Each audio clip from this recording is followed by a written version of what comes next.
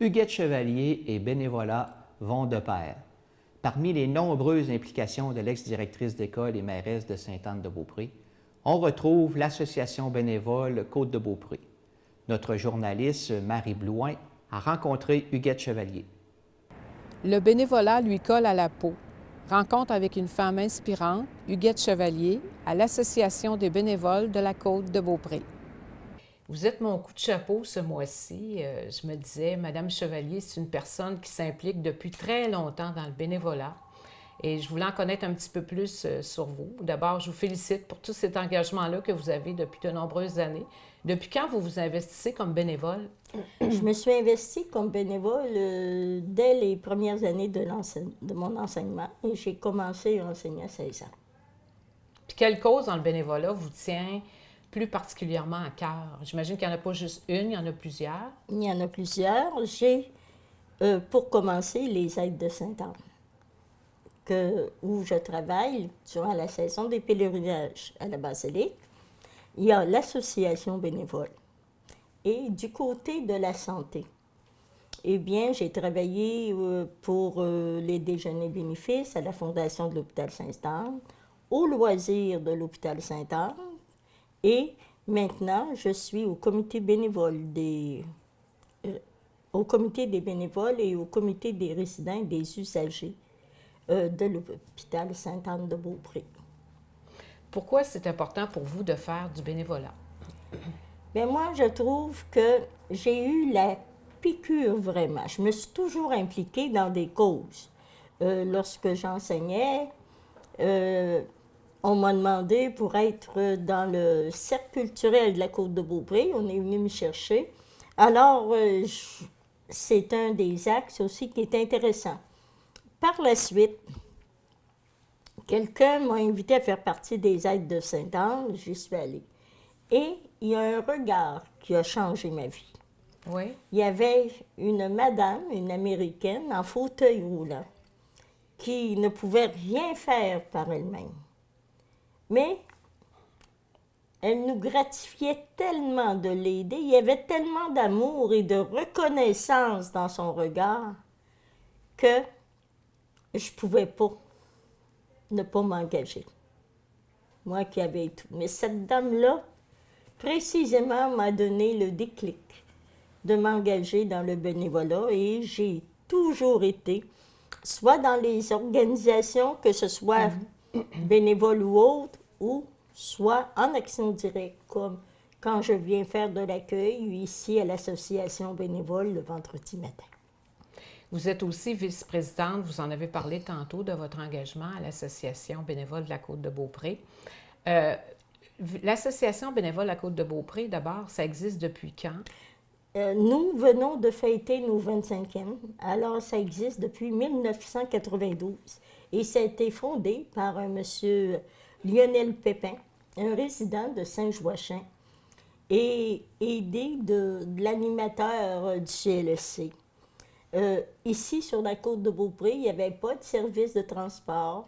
Les gens étaient laissés à eux-mêmes dans leur maison, isolés. Alors, ils ont senti, une équipe, des gens des différentes paroisses, ont senti un besoin de former de l'association bénévole. Alors, ça a été un groupe restreint et par la suite, bien d'année en année, les services se sont développés et nous sommes très heureux parce que nous aidons. Oui, c'est quoi la mission juste de l'association? La mission, c'est que la personne aînée demeure à domicile, dans son domicile, et qu'il puisse recevoir les services je vais le dire comme ça, là, sans la phraséologie, de transport, de popote. Il y en a qui ne sont pas capables de se faire à dîner, donc on a la popote roulante, on a... Attends un petit peu. Vous avez de l'accompagnement. Pas trop lente, on l'a ici Oui, sur le panneau. L'accompagnement de transport. Il y a beaucoup de services. Il y a l'impôt, il y a le travailleur de rue, il y a la visite d'amitié. Les visites d'amitié, la lutte contre la pauvreté aussi. On aide des personnes qui sont démunies. Alors, tant personnes aînées que personnes handicapées ou autres. On a des associations avec les proches aidants. Entre autres, on facilite la vie à domicile des personnes aînées et des personnes qui sont dans le besoin. N'importe quel genre de besoin, comme on vient de citer. Transport, impôts, ainsi de suite. La visite d'amitié, ça m'intrigue particulièrement. Qu'est-ce qu'on fait précisément? Qu'est-ce qu'on offre comme service? Bien, je vais vous donner comme exemple. Oui. Il y a des personnes qui se rendent à la maison. Il y a des gens des couples, qui vivent ensemble, dont un des deux sont handicapés, ne peuvent plus quitter la maison. Ouais. Même pas pour aller faire leur épicerie, il faut qu'il y ait quelqu'un à la maison. Alors, il y a des gens qui vont, pendant que l'un ou l'autre va à l'épicerie ou à la caisse, à la banque, la personne reste Pour accompagner. pour accompagner l'autre et pouvoir discuter, parler, voir les intérêts de l'un et de l'autre pour un autre visage qui vient leur porter un peu de bonheur et changer la routine. Oui, exactement. Embellir leur vie, quoi. Exactement. Les activités et ateliers, ça comporte en quoi? Ça consiste en quoi? Les activités ateliers, il y a des gens qui, nous allons les chercher, qui se rendent ici à l'association et ils le font différents ateliers. Soit transfert d'images, soit des cartes, soit des bijoux, soit de la peinture, des verres qui vont décorer. Il y a différentes. Il y a déjà eu des cours de tricot, des activités qui font que les personnes passent la journée ici, apportent leur dîner, fraternisent avec les autres. Ouais. Et c'est un milieu social d'amitié qui se crée entre ces personnes-là. Exactement. Puis le travail, on passe finalement chacun des services que vous offrez, Oui. mais je trouve ça intéressant de les développer davantage pour que les gens comprennent mieux la mission de votre organisation. Le travailleur de milieu, lui, qu'est-ce qu'il fait? Le travailleur de milieu, c'est un nouveau service. Nous commençons, c'est Mme Poulain qui est notre travailleur de rue et elle va à la recherche, elle va cibler les personnes aînées qui sont isolées, qui auraient peut-être besoin, plus vulnérables. Ouais. Et elle peut aller chez McDonald's, prendre un café avec eux autres, aller les chercher pour enfin qu'on leur offre, qu'on réponde à un de leurs besoins tout au moins. Est-ce qu'il y a beaucoup de pauvreté dans Le secteur de la Côte-de-Beaupré? milieu, oui, il y a beaucoup de pauvreté dans le milieu. Ouais. Et de ce côté-là, eh bien, nous travaillons avec les ressources familiales, nous travaillons avec d'autres pour leur faciliter, par exemple, des repas. 1, 2, 3 repas, là, dépendant. Et ça, eh bien, c'est... les gens viennent voir notre directrice générale, parlent avec eux autres. C'est fait de façon confidentielle, c'est pas publié, mais on essaie de les outiller ou de les référer à d'autres services afin qu'ils puissent avoir les besoins essentiels. Il y a combien de membres au sein de l'association? Combien de membres? Ouais. C'est différent selon... C'est des utilisateurs de services. Oui, exactement. Oui. Alors, là, pour la popote, il y en a un certain nombre. On peut livrer, jusqu'à 50 repas par jour. Pour les transports, eh bien, nous recevons beaucoup de téléphones à chaque journée pour les conduire dans les hôpitaux, dans les différentes cliniques, soit pour aller à l'épicerie, aux services essentiels, dans les caisses, les pharmacies, la banque. Alors ça, on a des transporteurs qui font ça.